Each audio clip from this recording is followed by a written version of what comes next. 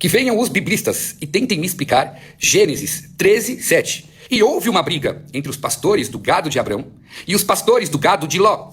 E os cananeus e os perizeus habitavam então na terra. O que tem a ver a briga entre pastores de Abrão e os pastores de Ló com o fato que os cananeus e os perizeus estavam na terra? É um versículo totalmente sem pé e cabeça, sem nexo, sem continuidade. Conhecido na literatura como um texto com quebra de coesão. Somente os estudiosos da Torá oral podem te responder isso.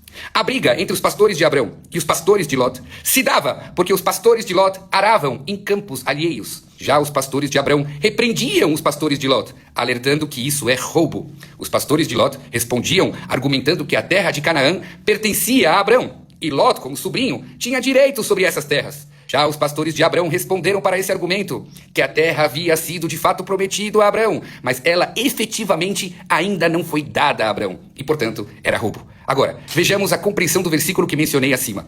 Houve uma briga entre os pastores de Abrão e os pastores de Lot. Diz o versículo que toda a briga se deu porque Hakenani ve'aprizi az yoshev baaretz. Os povos az, que quer dizer então, remete a um específico período de tempo, que a terra ainda estava na mão de Canaã e não na mão de Abrão, e portanto isso gerou a discussão. Com isso, o versículo está coeso e tem continuidade. E com isso dito, vou desmontar a teoria da atual geração de progressistas ignorantes que chamam Israel de imperialistas desde os tempos bíblicos por terem arrancado as terras dos 7 povos. Vejam Gênesis 12, 6. Abrão viajou pela terra até a área de Shechem, na planície de Moré.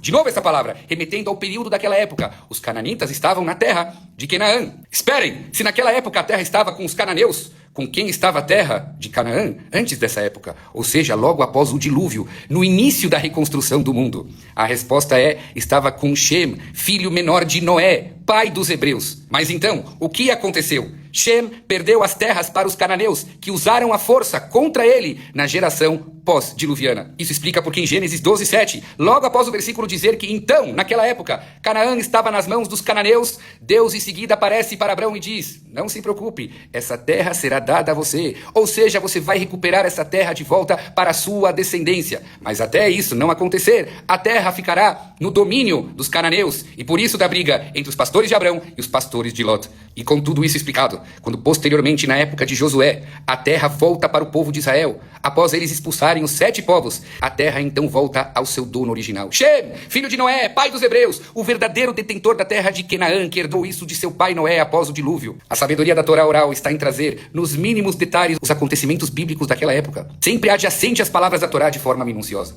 Se você gostou desse vídeo, curte e marque quem possa gostar também desse material.